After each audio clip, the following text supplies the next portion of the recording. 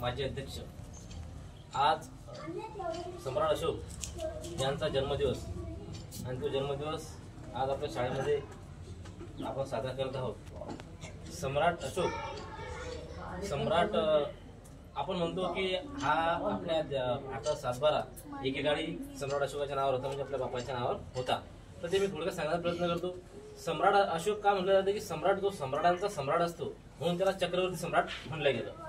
म्हणजे अद्याप हा जो पूर्ण भारत होता ते लय शासक होऊन गेले, ते लय घेऊन गेले राजे, परंतु आतापर्यंत सम्राटही होऊन गेले, त्याची इतिहासामध्ये नोंद आहे। परंतु हा सम्राटांचा सम्राट झाला म्हणून याला सम्राट अशोक म्हणतात। म्हणून जो सम्राट जो युद्ध काळ होता त्या युद्ध काळामध्ये एकही युद्ध न हरलेला राजा म्हणजेच सम्राट अशोक। त्यानं आतापर्यंत एकही युद्ध हरलं नाही आणि पूर्ण भारत या पूर्ण भारतावर म्हणजे बांगलादेश, पाकिस्तान, एकूण उत्तर, प्रदेश, दक्षिण हे पूर्ण दिशामध्ये या सर्व दिशावर पूर्ण भारतावर ज्याचं राज्य होतं, जो शासक होता तो सम्राट अशोक होता, म्हणून त्याला सम्राटाचा सम्राट असं म्हटलं जातं।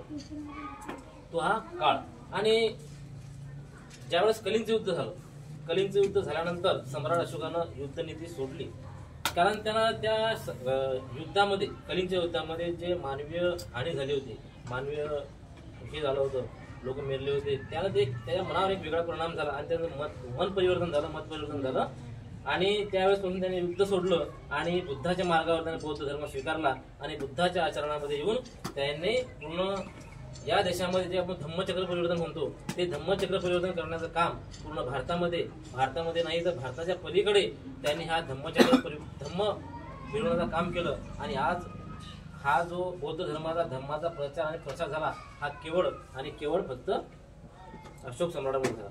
अशोक सम्राटाने त्या काळामध्ये गौतम बुद्धाचे 84,000 स्तूप बांधले होते। स्तूप म्हणजे कसे, जसे आपल्या याच्यामध्ये चिंतामणी मंदिर आहे असे त्यावेळेस दगडी, जसं वेरूळची लेणी आहे, अजंठा आहे, असे हे पूर्ण अशोक सम्राटाने बांधलेलं आहे।